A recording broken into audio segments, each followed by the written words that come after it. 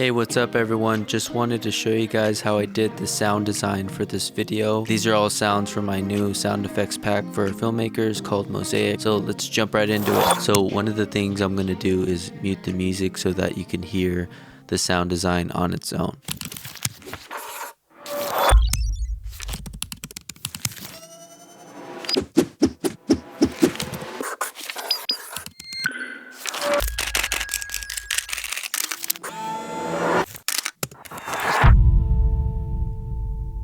So as you could tell, there's quite a bit going on here. So let's go ahead and start from the very beginning. In this part where the text comes in, I wanted to really highlight each piece of the text coming in. I went ahead and added textures. I did a keyboard sound hit for each letter that comes on screen. I did a lot of layering here with textures because textures really just give a lot of dimension to the sounds. When you layer stuff, it just gives it a fullness. Definitely layer your sounds.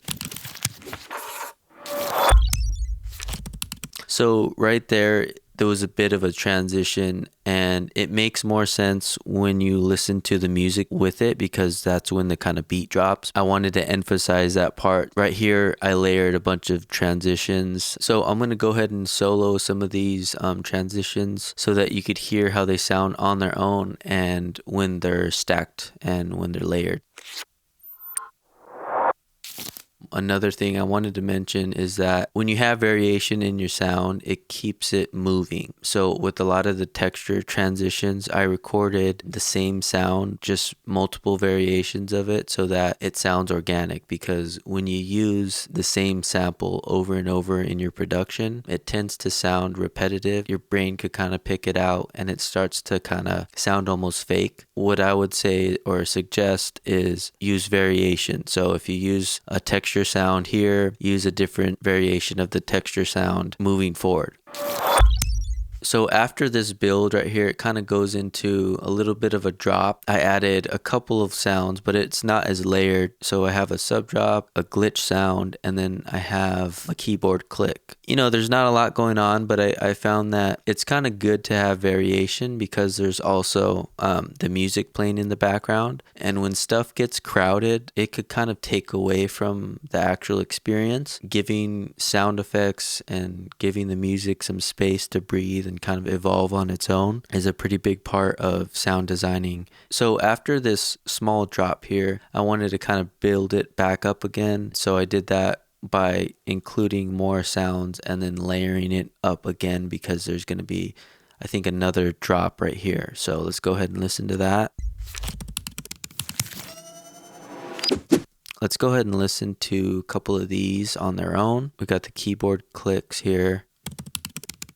I did a couple of paper transitions, which lead into the keyboards. I also layered that with some other textures, just, you know, small things. I also found, here's another tip, is that it's better to use small incremental changes than just one massive sound. So my whole goal here was to make it as stimulating as possible because it's a very short clip and I wanted to kind of put everything together and have it move in a very fast pace. So let's go ahead and keep moving. So right here, we're going to do a build up. The way that I did this was I used the glitches to kind of emphasize the build up and have kind of excitement come through. I think I reversed some of the glitch sounds, which is another pretty cool thing that you can do to get more variations of the sound. It can actually kind of work as a kind of a riser, but I didn't necessarily want to use a riser in this instance right here because I wanted to save that for a little bit later. So I used a glitch sound because it's technically not a riser, but I used it for, you know, a little bit of tone. So let's go ahead and listen to that. And then I added some glitches for some of the transitions here. All right, so let's continue. So for the markers, I just kind of wanted to showcase, you know, if you ever have any kind of moving elements, it kind of brings them out. I kind of showcase that with the red marker here. And then just kind of try to add them wherever I saw the marker come in, just to give some intrigue and to move the video along. I added some glitches too, just to really showcase what you get in the pack, but also I think it kind of adds a little bit to this piece as well. For this kind of movement, I wanted to show the word mosaic transitioning to the SFX, so I went ahead and kind of layered that up quite a bit with some paper transitions, some glitches, and the reverse whoosh. So right here is actually one of my favorite parts of the clip. I just feel like there's a lot of action going on. I like this effect where it kind of looks like a camera's going off and you could see the flash. It's really sold by the camera shutter sounds. Just kind of wanted to show you how I did that. So I have an effect that kind of flashes. It's an overlay. I put it over the sound effects and then the marker overlay as well. I tried to do it without this effect and it kind of looked a little bit, too boring. So I wanted to kind of spice it up. Once I saw that it would work, I went to go ahead and sound design it, and I used the camera shutters to really sell the effect. Right here, it was mainly about the shutters, so I kind of left it a little bit, empty. I had a sub drop right here just to give it some impact. And then the glitch, I kind of wanted some stuff going on in the background just to give it more tone and movement. And then for this one as well, just another layer of the glitch sound. I added this kind of, it's like a reverse film sound that I recorded.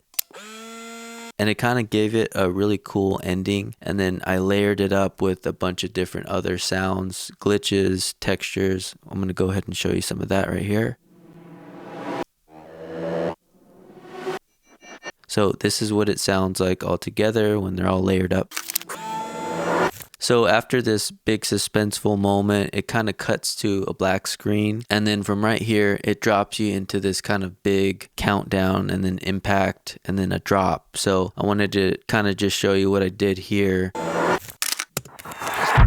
So right here, it's a pretty important part of the video. It kind of reveals the logo and it's the end of the video. So I wanted to kind of give it a lot of movement. So right here, there's quite a bit of empty space. I wanted to do that to kind of pull in the attention when the logo hit. So I left it empty and then I added the impact, which is a really big sound. So I'm going to go ahead and play that right here. So I kind of wanted this to be the emphasis of the audio right here. What I did was kind of left it on its own, and then I supported the sound by adding, the texture stuff and, some of the glitch stuff. It kind of just lent itself to this really big moment in the video. Also, this piece was pretty important because it kind of showed that there was a glitch or change happening. So let's go ahead and play that. So that kind of sold the countdown. It led up to the impact. So when they're played together, it just kind of gives this big impact. I feel like it lands on a really good note. So let's check it out.